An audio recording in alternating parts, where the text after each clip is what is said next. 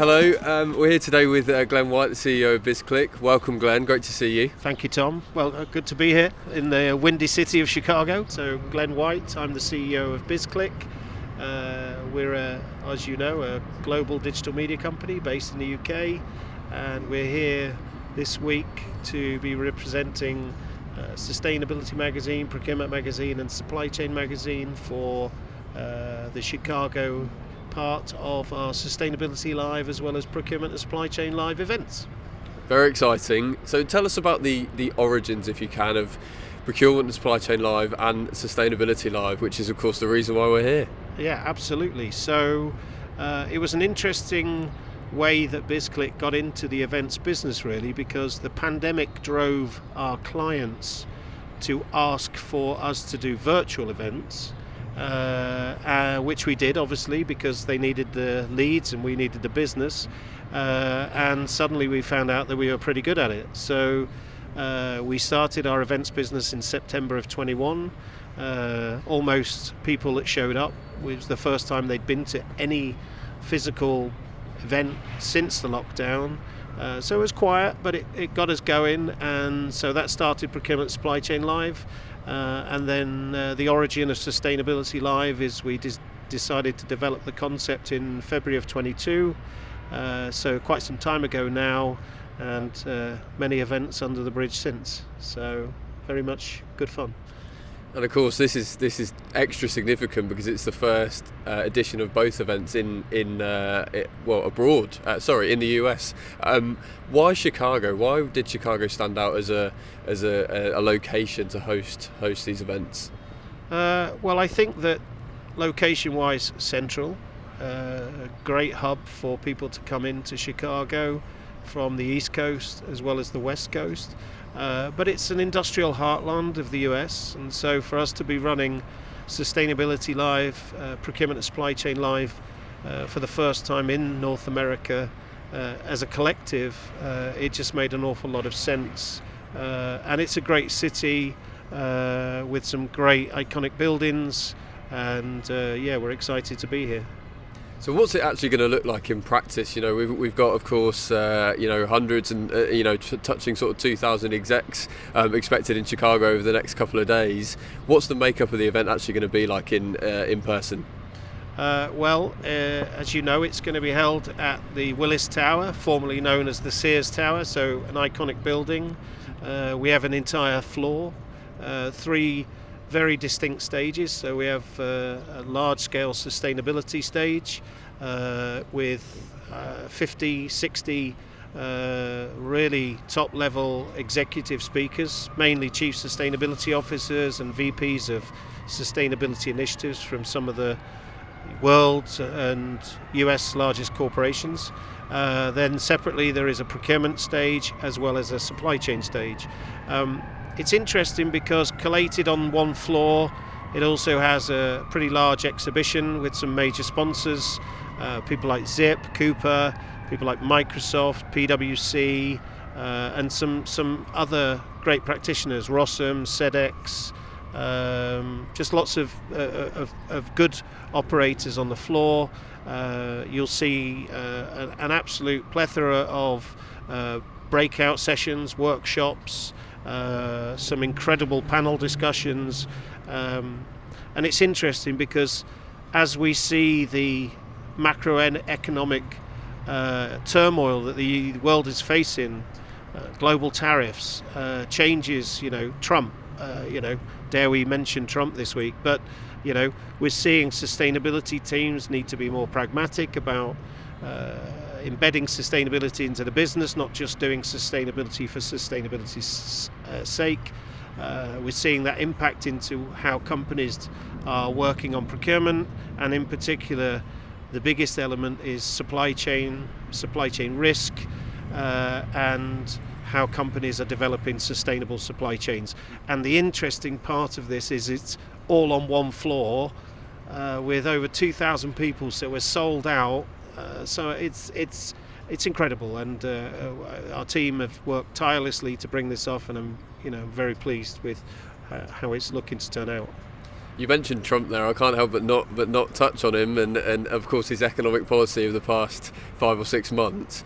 To what extent are you expecting that to be a theme, a big theme over the next couple of days, especially, of course, probably on the supply chain stage, especially? Yeah, I think that it's. You always knew that when he came back in, that he never does anything that's kind of quiet. So, he has, whether people love him or loathe him, he has his policy, make America great again. I think that it impacts us because we need to understand these tariffs come, they go. China, Europe, the UK, Canada, change of leadership in Canada. So we will see people trying to understand that and how that impacts in sustainability and supply chain. And it will be interesting because, we've got global macroeconomic uncertainty. And so I'm sure that will come into many of the presentations. It's also interesting because ESG is a very key element to many companies' sustainability strategy, as is diversity and inclusion. Whether those programs are at the forefront of what will be discussed this week doesn't mean they're not as important, but what we see as people bringing global decarbonisation into how they're developing their net zero strategy, circularity, the circular economy, energy transition into their programs, as well as I said, sustainable supply chains. So people should get a completely balanced view. I feel that it's probably the most granular insight into the way that companies operate their sustainability and supply chain programs that you'll get anywhere in the world.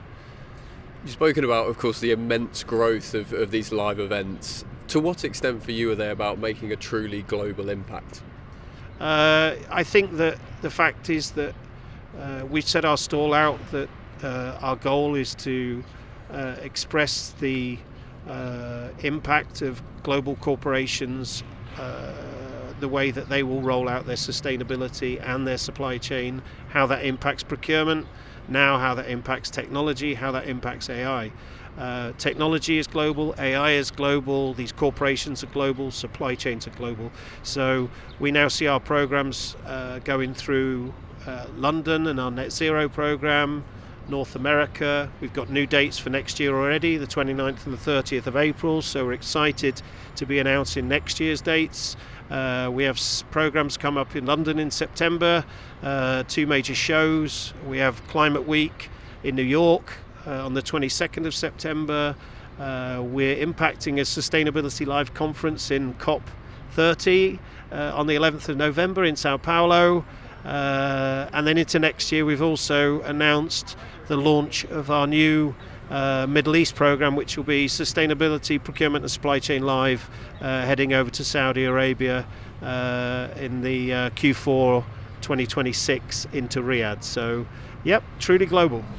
Really exciting times then. One thing I did want to touch on as well is sustainability, not just these days as a tick box exercise, but as a way to sort of actually achieve meaningful business objectives. Do you think more and more companies are realising the value of sustainability? Yeah, I think that 100%, Tom. A global leader said at our Net Zero conference in London in March, he addressed the audience of sustainability leaders and he said, "Welcome to capitalism." A recent quote that I heard is, "Unsustainable business is no longer sustainable." So I've got plenty of anecdotes on that, but I think that the simple fact is that companies can no longer do sustainability just because it's seen that it's the right thing to do. Sustainability needs to be embedded into the business strategy. It needs to be embedded into the culture, the leadership team, into obviously the supply chain.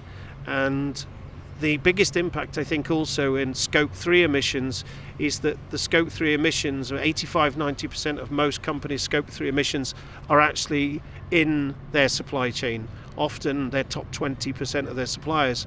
And so it's interesting to see companies then scoreboarding those suppliers that if they are taking their sustainability more seriously, that they have a greater chance of winning the supply chain business. So 100% sustainability is here to stay, but it has to have the impact to the profitability of the business. Just finally, Glenn, back to the event here in Chicago this week. You mentioned some of the executives and companies that are going to be attending. What can they really expect to get out of this event in Chicago this week? Well, there are too many great companies to mention all at once, and I won't remember them, but when you look at the companies, American Express, MasterCard, Coca-Cola, PepsiCo, you see companies like Walgreens and Walmart, and some of the biggest, automotive, aerospace, pharmaceutical, healthcare, consumer goods, food and beverage businesses. Sustainability and supply chain is core. It's often said there are more people work in supply chain than any other part of a business. So what we see is great presentations from very senior executives. We see that they've brought themselves to Chicago to represent or to listen and learn, as I said, to take away that granular experience. And we're just super excited. It's sold out. Every workshop is oversubscribed. Every sponsor event is oversubscribed. The event is sold out. We couldn't sell any more tickets even if we wanted to. It's just super exciting. It bodes well for what we're going to be doing for the rest of this year and into next year as well. Final plug, April the 29th and April the 30th, 2026 in Chicago. So we'll hopefully see everyone the next 2 days and then see everyone here next year. Fantastic, Glenn. Thanks so much for your time today. Thank you, Tom.